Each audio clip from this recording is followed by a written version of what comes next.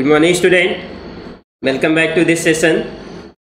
Today I am going to discuss a new chapter of class 10, that is some application of trigonometry. Student, in the previous lecture you have studied about the trigonometric ratio, in which you will study about the different measurement of T ratio on the specific angle. Now in this chapter you will be study about some ways which trigonometry is used in the life around you. Trigonometry is one of the most ancient subject which is studied by the scholar all over the world. As we have said in the previous class in the lecture of Introduction to Trigonometry. Trigonometry was invented because it need arose in the astronomy. Since then the astronomer have used it for instances to calculate the distances from Earth to planet, Earth to stars, between the stars, between the planets, so on. Trigonometry is also used in geography and in navigations. The knowledge of trigonometry is used to construct the map, determine the position of an isolated position of an island and its relation to the longitude and the latitude. Okay. For that, in the ancient time, एक scientist थे, नाम था उनका sir George. इन्होंने एक device बनाया था जिसे कहा गया था थ्योडोलाइट, जिसमें क्या था, एक टेलीस्कोप था, उसके साथ अटैच कंपास थे, और इसके हेल्प से उन्होंने क्या किया था, माउंट एवरेस्ट की जो हाइट को एक पर्टिकुलर डिफरेंट डायरेक्शन से माउंट एवरेस्ट की हाइट को क्या किया था, मेजरमेंट किया था पर्टिकुलर डिस्टेंस से. चलो अब इस लेक्चर में, now in this lecture we have, in this chapter we will see how the trigonometry is used to find the height and the distance of various objects without actual measuring them. So before studying this chapter, we have to require some elements of this content. Number one is line of sight, horizontal line और angle. यहाँ पे दो angle बनते हैं, एक है angle of elevation and other is angle of depression.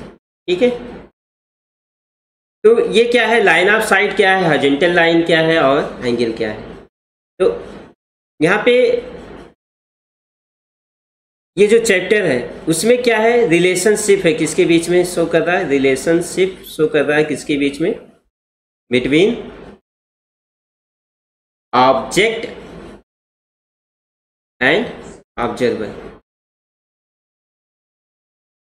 ना observer है मीन्स ऑब्जर्वर कैसे ऑब्जर्व करता है, किसकी हेल्प से ऑब्जर्व करता है, आई की हेल्प से. आई की हेल्प से ऑब्जर्व करता है. तो यहाँ पे हम लोग क्लास 9th या 10th में तुम लोगों ने पढ़ा होगा लाइट एक चैप्टर, उसमें बताया गया होगा, रे डायग्राम बताया गया होगा जो किसके आई से रिलेटेड. तो उसी में थोड़ा हम डिस्कस करते हैं. तो यहाँ देखो, अगर ये हमारा ह्यूमन आई है, हम इसे ह्यूमन आई कंसीडर कर रहे हैं, तो इस ह्यूमन आई से अगर ये ऑब्जेक्ट है, या पहले आई के रेस्पेक्ट में आते हैं, तो इस आई से क्या होता है, they are so many rays are emitted from the eyes and strike to the object. Object से क्या होता है, स्ट्राइक करता है, फिर रिफ्लेक्ट टू द आइज. ये हम लोग पढ़े हैं कि तभी हम इसी वजह से इस ऑब्जेक्ट को हम क्या कर सकते हैं, देख सकते हैं। इस आई से रेज क्या होती हैं, निकलती हैं, ऑब्जेक्ट पे स्ट्राइक करती हैं, स्ट्राइक करने के बाद तुरंत वो रेज रिफ्लेक्ट होके आई में क्या होती है, इंटर करती हैं, जिससे हम ऑब्जेक्ट को क्या करते हैं, देखते हैं।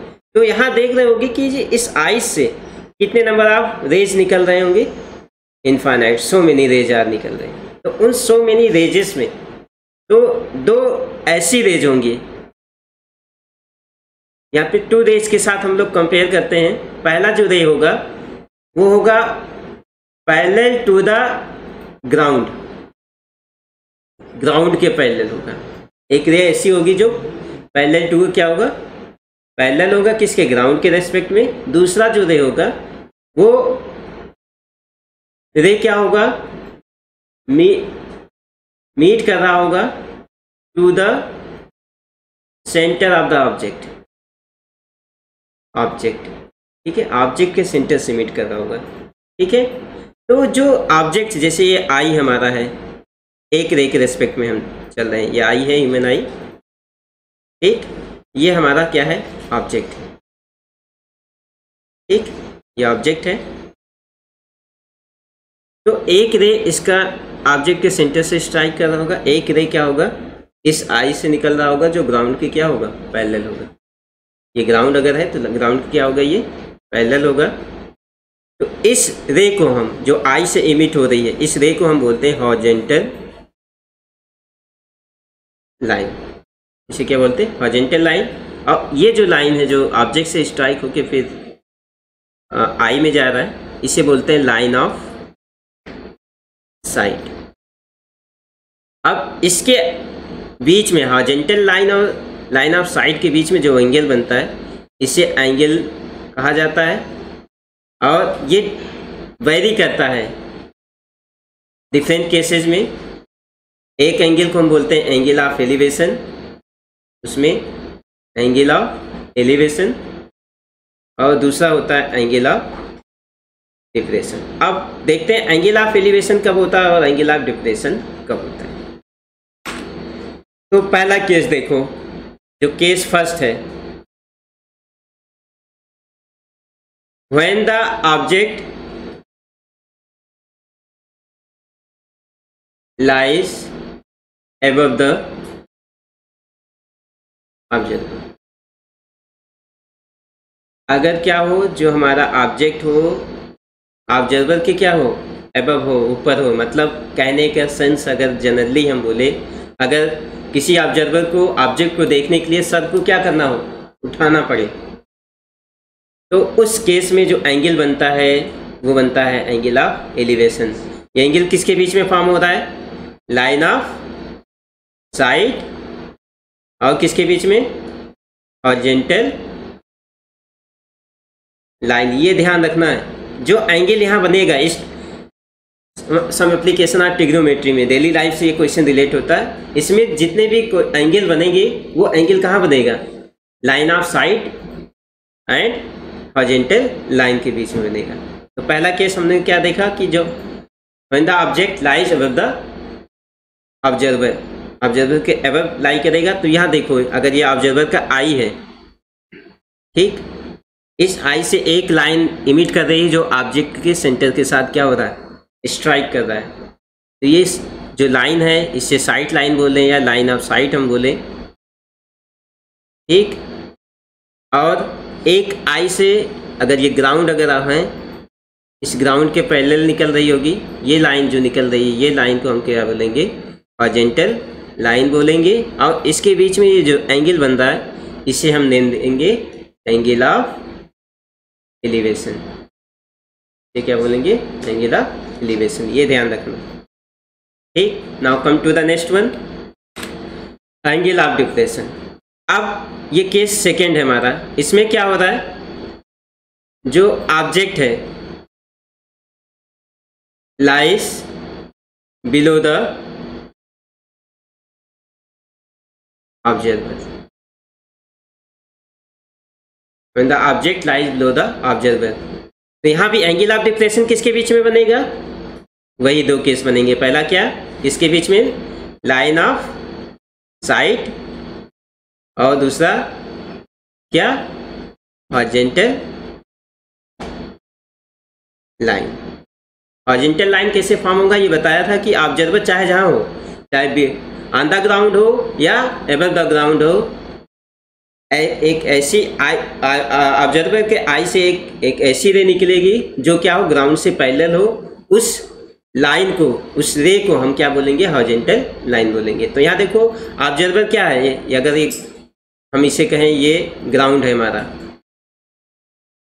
ऑब्जेक्ट कहाँ पर लाई कर रहा है, ग्राउंड पे। ऑब्जर्वर क्या हो रहा है, ग्राउंड से सम हाइट पे लाई कर रहा है, सम हाइट पे लाई कर रहा है। तो इस ऑब्जर्वर के आई से, ये आई अगर उसका ऑब्जर्वर का माने, तो ऑब्जर्वर के आई से एक लाइन क्या हो रही है, पैरेलल टू द ग्राउंड हो रहा है, और एक रे क्या हो रहा है, ऑब्जेक्ट के सेंटर से स्ट्राइक कर रहा है। तो इसे हम क्या बोलेंगे, इस लाइन को हॉरिजॉन्टल लाइन ऑफ साइट बोलेंगे, इस लाइन को हम क्या बोलेंगे, हॉरिजॉन्टल लाइन बोलेंगे। अब इसके बीच में जो एंगल बनेगा ना, ये एंगल किधर बनेगा, डाउनवर्ड बनेगा। ये एंगल हमारा क्या होगा, एंगल ऑफ डिप्रेशन होगा। ठीक, ओके, इसमें कोई कंफ्यूजन है?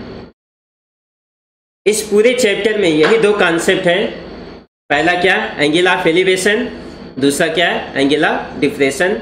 ये दोनों एलिमेंट के साथ साथ कौन है, हॉरिजॉन्टल लाइन और लाइन ऑफ साइट। ये चारों एलिमेंट मिल करके इस पूरे चैप्टर को क्या करते हैं, खत्म करते हैं। मतलब ये पूरे चैप्टर में यही कॉन्सेप्ट क्या होते हैं, यूटिलाइज होते हैं। और इनके साथ साथ जो हमने प्रीवियस चैप्टर में कॉन्सेप्ट पढ़ा था, डिफरेंट ट्रिग्नोमेट्रिक रेशियोज के value on some specific angle पे फाइंड किया था, उसका यूज होता है, और साइड का यूज होता है। ठीक, इस वीडियो में हम इतना ही डिस्कस करेंगे। आप इनको अच्छे से समझ लेना, ये पूरे कंटेंट को क्या करेंगे, डिस्क्राइब करेंगे। Okay, thank you everyone.